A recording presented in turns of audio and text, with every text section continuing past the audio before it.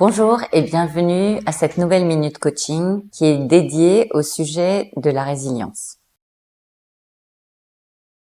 La résilience, c'est l'art de s'adapter aux situations adverses dans deux cas. Soit vous avez subi des stress intenses, des situations extrêmement difficiles dans la durée de manière répétitive, soit vous avez subi un traumatisme violent dans une durée courte. La résilience, c'est la capacité de l'individu à aller chercher ses ressources internes ou externes pour s'adapter à la situation et vivre une vie à peu près équilibrée et positive en dépit de situations adverses très compliquées et très difficiles. Aujourd'hui, je vais vous présenter dans une première partie quelques clés qui vont vous permettre d'ouvrir à ce processus permettant d'éviter de tomber dans un traumatisme et de rester ouvert et flexible dans un système de stress durable. Et la semaine prochaine, nous irons découvrir les clés suivantes lors d'une prochaine minute coaching. Nous avons plusieurs spécialistes qui se sont penchés sur la question de la résilience. En France, le plus connu est Boris Cyrulnik, mais nous avons une quantité d'experts qui ont travaillé dans le monde entier sur le sujet de la résilience. Et les clés dont je vais vous parler ne sont pas des clés inventées par Valérie Recopland, mais des clés qui sont issues de tous ces travaux de recherche pour lesquels vous aurez quelques références bibliographiques à la fin de cette vidéo. Depuis le mois de mars 2020, nous avons subi plusieurs stress consécutifs. Le stress de la peur du virus, l'isolement dû au confinement, la peur de pouvoir éventuellement perdre son poste. Bref, les différentes situations stressantes que nous sommes en train de vivre se cumulent. Pour autant, il ne s'agira pas nécessairement de traumatisme.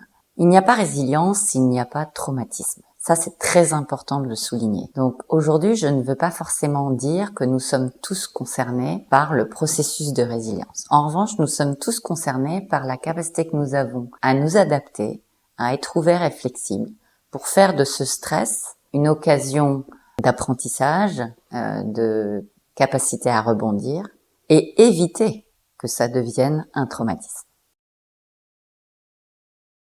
Aussi dure soit-elle, aussi difficile soit-elle, il est important de mettre en action sa capacité de penser et de se mettre en face de ce qui se passe pour pouvoir l'affronter, le traverser. La deuxième chose, c'est de se dire à tout moment quel est mon degré de liberté dans ce qui est en train de se passer.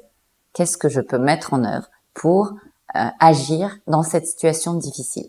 Nous avons toujours une part de liberté, qu'il s'agisse d'agir ou qu'il s'agisse de penser.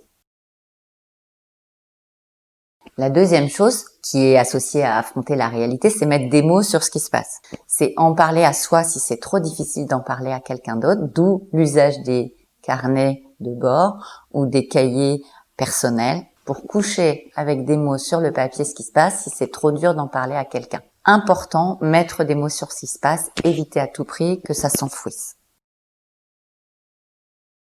Accepter sa vulnérabilité et dire qu'est-ce qui est en ma capacité, quelles sont les compétences que j'ai, quels sont les talents que j'ai, qu'est-ce que je n'ai pas, et je me satisfais déjà de ce que j'ai pour avancer et construire sur l'estime de moi-même. Les périodes de fort stress ont tendance à impacter très très fort l'estime de soi et la confiance en soi. Donc renforcer son estime de soi, c'est s'appuyer sur ce qu'on est de bien et pas uniquement regarder tout ce qu'on peut pas faire. Donc je viens de vous présenter quelques premières clés et je vous invite à me retrouver lors d'une prochaine minute coaching pour découvrir les clés suivantes. À très bientôt.